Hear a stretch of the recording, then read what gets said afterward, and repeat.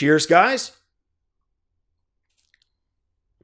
Epics 911, welcome to the Monday, October 9th, 2017 edition of VR News. To my fellow Canadians, happy Thanksgiving, guys. Hopefully you are having an awesome day with you and your loved ones, having a good turkey meal, and even getting some gaming in before or after. Always a good time to do that. Pull out the board games. At least that's what we do here. The people that were asking about the Patreon link, I've included that. I'm going to put that in the comment pinned below. While I woke up and found that virtual reality A to Z and the many news episodes that were demonetized have been fixed, they are back functioning normally, thankfully, today. A little paranoid moving forward, so I'm going to still be careful because putting that link in the description, well, that earns you instant demonetization. So it'll be pinned in the first comment below. But enough of that, guys. Let's jump into the news, starting with this first story. Valve finding a really nice niche for themselves in the whole VR ecosystem. Samsung's been churning out screens for pretty much everyone. Valve, for their part, providing a library of virtual reality titles, a licensed but royalty-free Watchman VR tracking module, and of course the Steam VR 2.0 tracking system, and now lenses. Valve describing their lenses as follows: custom lenses that work with both LCD and OLED technologies, making these lenses available to purchase for use in Steam VR compatible head-mounted displays.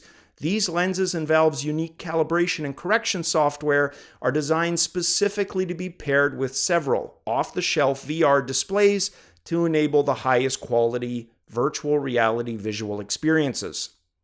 These optical solutions currently supporting a field of view between 85 and 120 degrees. The lenses, which are designed to support the next generation of room-scale VR, optimize the user's perceived tracking experience and image sharpness while reducing stray light. Valve is including the custom lens calibration and correction software within the Steam VR technology suite. So essentially, adding to their library and the tracking system, they are now commercializing the lenses to work with a lot of the head-mounted displays out there, diversifying. And I think for Steam and Valve, definitely a good thing. Next up, this year's Oculus Connect 4 is going to be hosting an esports tournament in partnership with ESL and Intel that they are calling the VR Challenger League. The regional finals taking place on the first day, that's October 11th at 6 p.m. Pacific time. There's going to be a live stream that's going to be shoutcasted by John Mullen, aka Blue, and Keir Asher, aka Poonanners. Yes, Poonanners. Whilst the event will be hosted by CSGO player Steph Harvey, aka Miss Harvey. 8 teams in total are going to be competing and playing Ready at Dawn's Echo Arena. You can get a list of the teams via the link in the comment section below. And again, I will have that pinned right at the top.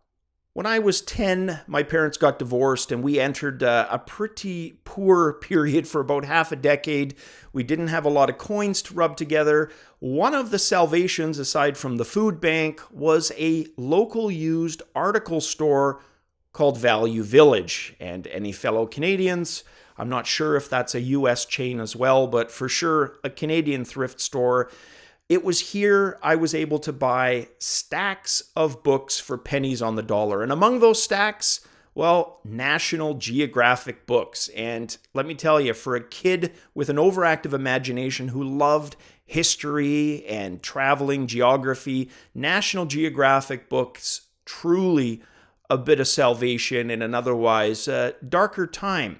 Well, National Geographic is back with fantastic 360-degree episodes, and they're calling this their National Geographic Wild Series. One that got my attention was this one on pandas, which I'm going to go into a little bit of detail on.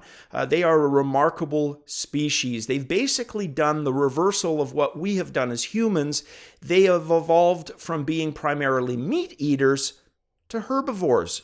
herbivores with a very specific diet that amounts to basically just, well, bamboo and lots of it. Because bamboo is not really the most nutritious plant on the planet per gram, it requires pandas basically eat the stuff full time, and that doesn't leave a lot of time for anything else, including procreation. And as a result, they are a very tough species to get, well, procreating and to try to get their numbers up, because their numbers had been plummeting in the wild for decades. So a really good episode in 360 Degree, dealing with some lighthearted panda moments. Very cool. If you're into, the National Geographic type stuff or animal documentaries, wild nature, etc., definitely give these a look. And this last story, I'm going to end this with a bit of an editorial. I think it's worth discussing, but let's start off with an article that VR Focus has. It's an interesting article on virtual reality and the construction industry. In it, they talk about the problems found in the construction industry and how they are directly correlated with their inability of field personnel, designers, architects, engineers, really anyone involved, to truly experience a project before it is built. A lot of issues don't basically pop up until construction is already underway because of that limitation. Construction professionals have to use a flat 3D model rather than immersive technology. And even the best 3D models, when you don't have that immersive aspect that VR can offer, things get missed. Well, to visualize finalized projects, that would be amazing. And that's kind of where VR comes in. The potential to free up all those additional costs and work stoppages. Utilizing VR, construction professionals can walk inside their project with the entire system built up and have the ability to spot any faults that they would not have been able to identify on a flat model on a laptop, for example. VR helping guide their judgment and confirming whether the design structure resembles exactly what they had in mind.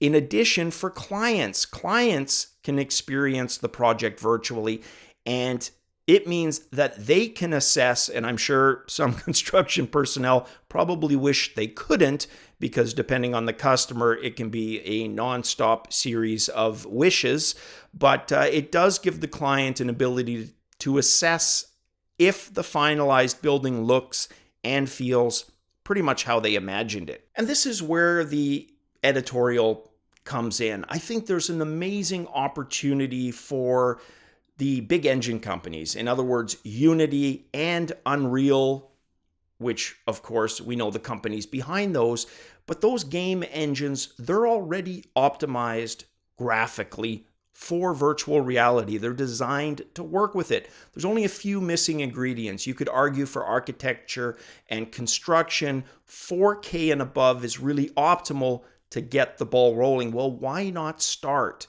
having that software act as middleware to those industries? And maybe, for all I know, they're already working on this, but it would be fantastic if they started to think outside the box a little bit and move outside the realm of just gaming for virtual reality. If Unreal 4 and Unity could act as middleware for architecture software, providing virtual reality solutions for construction and architecture, etc., that could tap into a whole new market for these guys. And like I said, having the graphical pipeline already in place, a huge leg up on the competition.